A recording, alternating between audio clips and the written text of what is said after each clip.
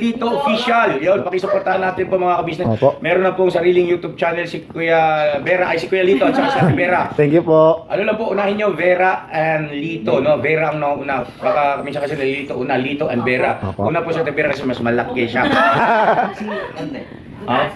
So yun na mga kabisnes, salamat po ha, supportahan natin sila. Thank you so much. Thank you po. Hi po mga kabisnes, Vera and Lito official dito. Yan. Official na po sila mga kabisnes. Opo. Na sila Thank ay you po.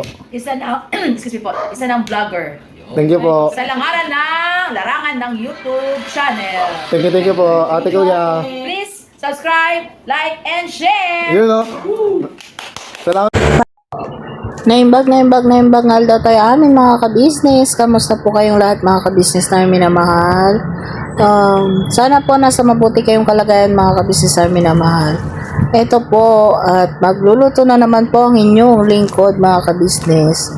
Tayo po ay magluluto ng udong with sardines mga ka-business namin minamahal. So samahan nyo po ako mga ka-business namin minamahal sa pag-prepare po bago po tayo magluto. So ayun po mga ka-business, nagbalat na po ako ng sibuyas at hinugasan ko na rin po. At syempre, susunod po natin ang bawang.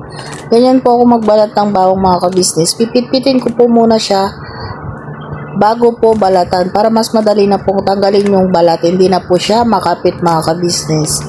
Kayo po mga ka-business, anong technique nyo sa pagbabalat ng bawang para po mabilis? Ako po kasi ganyan po yung aking laging ginagawa mga ka-business. Pipit po kasi siya mga ka-business namin na malay madali na pong tanggalin. Tignan nyo po, napakadali na pong tanggalin, di ba po mga ka-business? At syempre, para mabilis po ang ating gawain mga ka-business. Syempre, pagkatapos po niyan ay gagayatin po natin. Para po mabilis pong lumabas yung aroma po ng ating bawang at sibuyas mga ka-business. Yan lang naman po ang ating gagayatin ngayon mga ka-business, bawang at sibuyas lamang po. Kasi po ang isasawag naman po natin ay sardinas. Kaya wala na po tayong masyadong hihiwain o gagayatin man mga ka-business namin na mahal. Sino po sa inyo ang nag-uulam ng udong mga ka-business namin na mahal na ginisa po sa sardinas?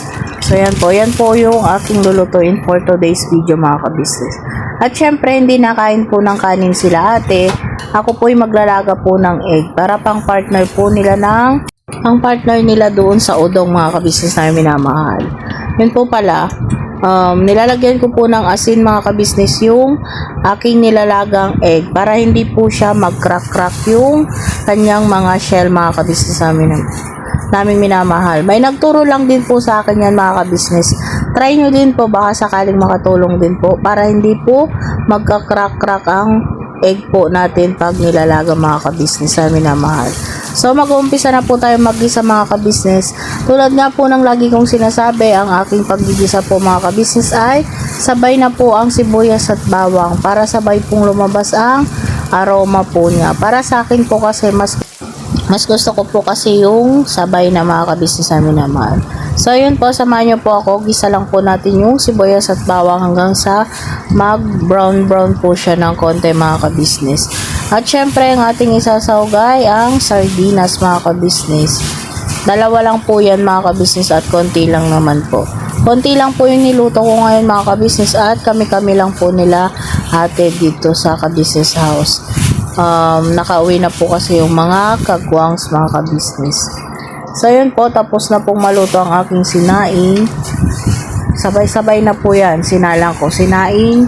Magigisa po tayo ng udong at syempre yung egg po na nilaga mga ka-business. At pag medyo nagba-brown na po mga ka-business, lagay na po natin yung sardinas. Simple at madali lang po itong lutuin mga ka-business namin na mahal. Kaya ito na lang po ang ating niluto at gusto po ni ate daw itong mga ka-business.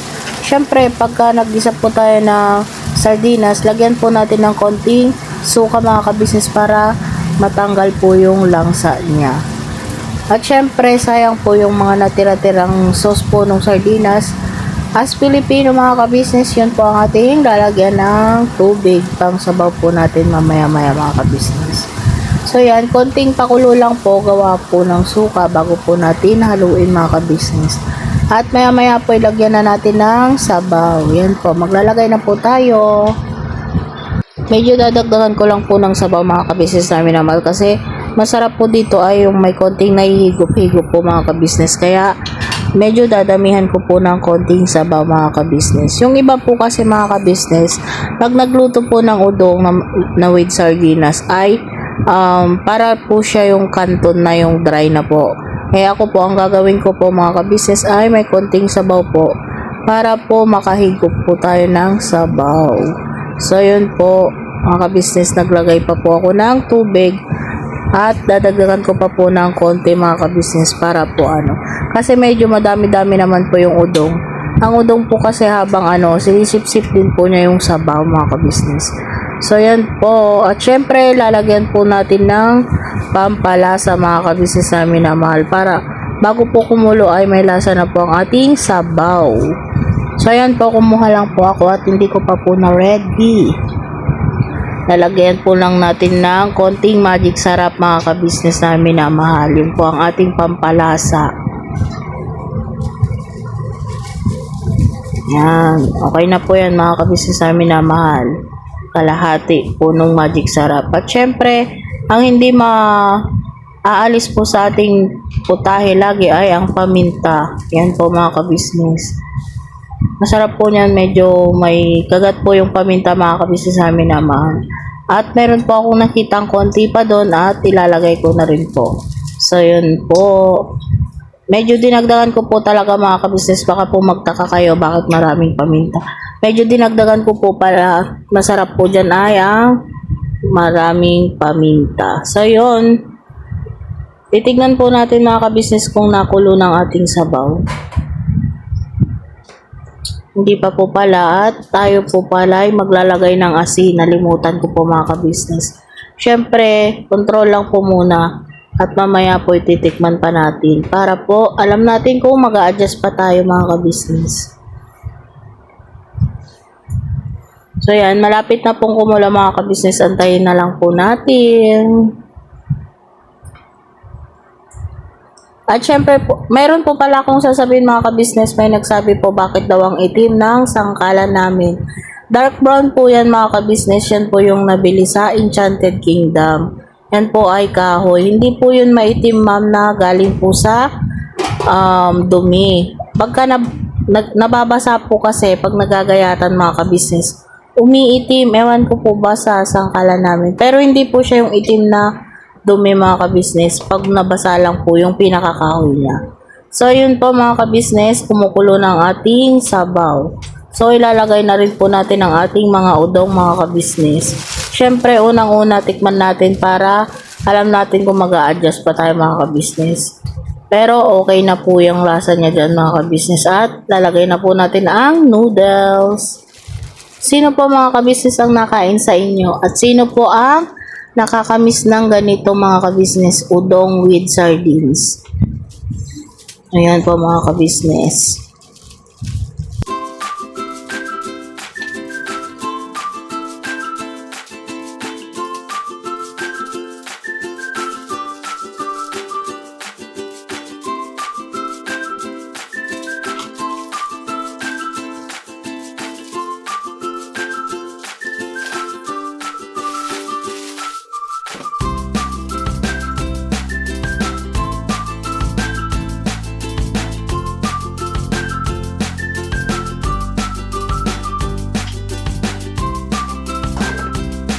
At yun mga kabisnes, malapit na po nating maluto ang ating udong mga kabisnes. At syempre, maglalagay po tayo ng binatil na itlog mga kabisnes.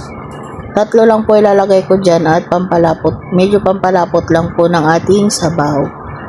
At pampalasa na rin po mga kabisnes namin na mahal.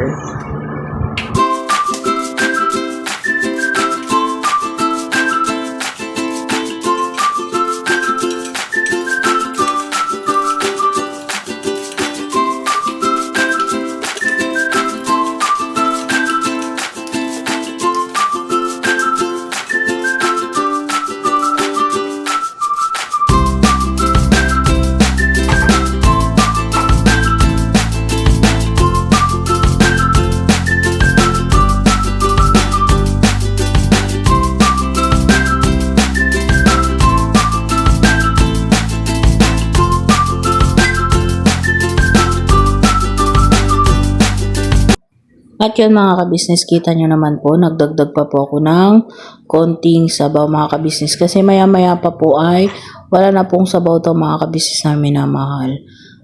Naiiga po kasi mga kabisnes kapag medyo tumagal-tagal na po mga kabisnes namin na mahal. Kaya dinagdagan ko po muna ng konting sabaw pa mga kabisnes. Syempre, tikman po muna ulit natin kung tama pa po ang lasa. Okay pa naman po mga kabisnes, kaya di na po ako magdadagdag ng palasa mga kabisnes. So yon, medyo kumukulo-kulo na po, sasabay na po natin yung itlog para pa po pag kumulong-kumulo na mga kabisnes ay okay na po siya mga kabisnes namin na mahal. So yan, lagay lang po natin. Then, haluin po natin ng haluin para hindi po siya mamuo mga kabisnes. Parang yung pag ano rin po ng lomi. Parang ganun din po mga kabisnes. So, yan po mga kabisnes. Malapit na po nating maluto ang ating udong with sardinas mga kabisnes. Sino po ang nakakakilala nito? Ako po kasi nakilala ko lang tong udong na to mga kabisnes. Dito na po sa luwas.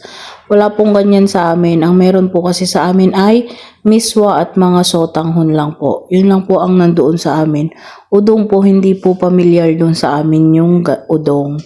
Pero nung natikman ko po, masarap po pala. So yan mga kabisnes, luto na, pinatay ko na po at takpan po muna natin. Mga kabisnes. At syempre, tulad nga po ng sinasabi ko po lagi, pag tayo'y nagluto, kasunod po nun ay pagliligpit ng mga pinaggamitan. Para po walang kalat ang ating kusina pag ating nang iniwan. So yan mga kabisnes, samahan nyo naman po ako para magligpit sa mga akin ng gamit.